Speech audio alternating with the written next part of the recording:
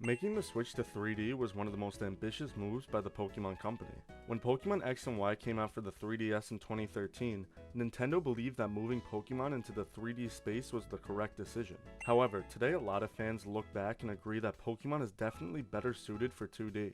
This could be attributed to the poor direction Pokemon games as a whole have been heading in for the last decade, but many Pokemon fans still have their reasons. I mean, there's plenty to look back on fondly when it comes to 2D. Generations 1 through 5 all display unique art styles and have their own individual charm while only being in the 2D space. The evolution from Fire Red and Leaf Green to Black and White shows how Game Freak mastered 2D sprite design, animation, and world building. However, there's definitely a large community of Pokemon fans who see the move to 3D as a beneficial and necessary one. 3D models allowed Pokemon to move into the modern era of gaming, with the release of the 3DS and Pokemon X and Y. Generation 6 was the first in 3D, and although a lot of people have very strong opinions about this game, a lot agree that it is one of the most beautiful regions in the entire franchise. This begs the question, was Pokemon really better in 2D? Today we'll explore the differences and advantages that each era of Pokemon design offers, and see if this is truly the case. Pokemon's so-called Golden Age was in the time of 2D. Generations 4 and 5 with Platinum and Black and White 2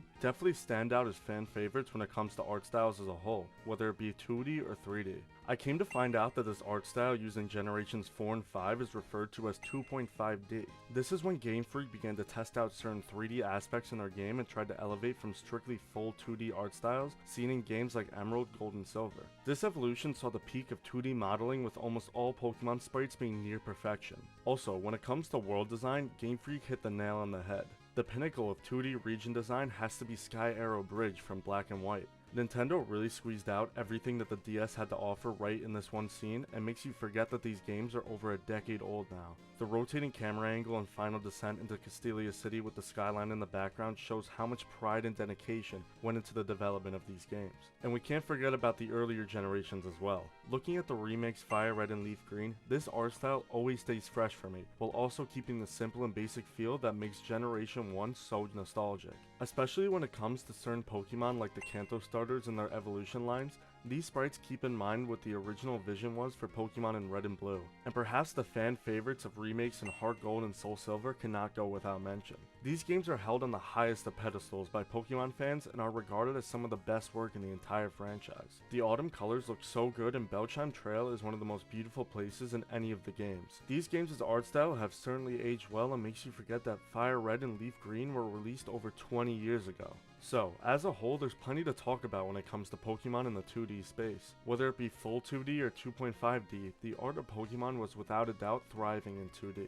I mean, it shows that Pokemon Black 2 and White 2, the last installments in 2D, as well as the last on the DS, are regarded as some of the best in the entire franchise. The second installments in Generation 5 are definitely my favorite game, and the pixel art style in these games are so unique. Although, this art style has seen some criticism for being too pixelated to the point that it gives a blurring effect. For this reason, many give the crown to Pokemon Platinum for its cleaner 2D style artwork and sprites that introduce some 3D aspects into the 2D realm. Personally though, I think that this art style as a whole, whether it be from Generations 4 or 5, is the absolute peak of the art of Pokemon. There is definitely something to be said about the games of the modern and 3D era. Pokemon X and Y broke into the new era of Pokemon in the 3DS. This game saw the complete redesign of every single Pokemon into 3D modeling. Obviously, this was an enormous undertaking by Game Freak before the release of Generation 6, and much of the manpower to make these games went entirely into turning 2D sprites into 3D models. However, this was no simple task. A lot of Pokemon thrived in the fact that they were 2D sprites. Two Pokemon I remember especially hit hard by this are the Cyndaquil line and Hippowdon.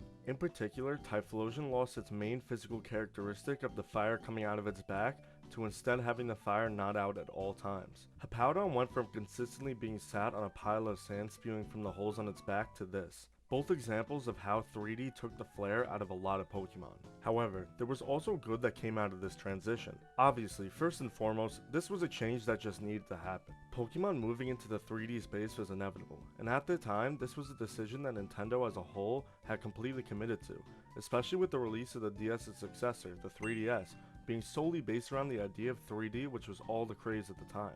If it hadn't happened when it did, it was going to eventually. Also, with the addition of 3D modeling, the region design and architecture could be completely brought to new levels not possible before.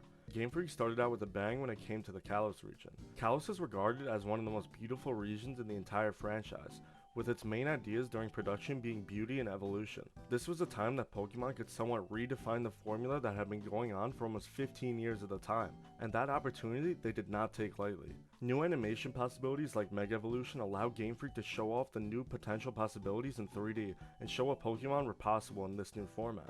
Also, looking at the Generation 3 remakes of Omega Ruby and Alpha Sapphire, once again beloved remakes, which used a similar art style and expanded on the ideas of Pokemon X and Y. This art style, in conjunction with Brilliant Diamond and Shining Pearl, which we'll touch on more soon, is referred to as 3D Chibi. This is definitely my favorite look that 3D Pokemon has had to offer, and X and Y as well as Omega Ruby and Alpha Sapphire are my favorite games of the modern era. Moving on to Generation 7 and beyond, this is where many start to question the future of Pokemon in 3D. Pokemon Sun and Moon is personally where my attention begins to fade. This is definitely due in part to the reinvention of the formula with Trials, which were not really my cup of tea. Also, Sun and Moon as well as Sword and Shield saw the introduction of the 3D art style known as 3D stylized. I feel as though Pokemon lost a lot of its personality when it came to this type of design. I think these art styles have become too much like boring average 3D models and lost the touch of uniqueness that the older games had. There are definitely certain exceptions though, like Battle and Leia and Sword and Shield, which is probably my favorite location from any of these newer games post Generation 6.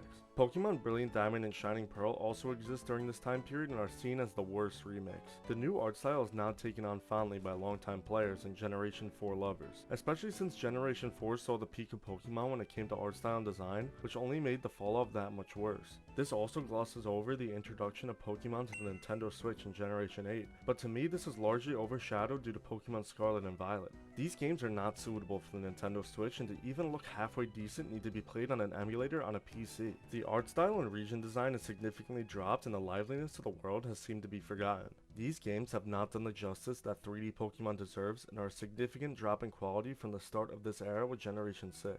As a whole, Pokemon fans recently have formed a general consensus about the state of Pokemon design and development. Looking back myself, there's a lot to be missed from the 2D era of Pokemon. However, of the 4 art styles we looked at today, I'd have to rank them in this order. 2.5D takes the cake in my book as the all-around best art style of Pokemon. Pokemon Platinum as well as Pokemon Black 2 and White 2 are my favorites in how Pokemon has ever looked and felt. Especially the art style of Generation 5 combined with the excellence of the game itself makes me put Black 2 and White 2 at the top of my list all time. Next is 3D Chibi. Pokemon X and Y are one of my favorite games, and the design of the world as well as the general feel of a brand new adventure into 3D for the first time makes it so exciting. As well as Omega Ruby and Alpha Sapphire, which reinvigorated Hoenn and carried on this similar art style and so many great features introduced in Generation 6. Closely following 3D Chibi is full 2D. Games like Fire Red and Leaf Green as well as Soul Silver and Heart Gold keep the feeling of the youngest generations of Pokemon while bringing them into timeless art styles that can be enjoyed today.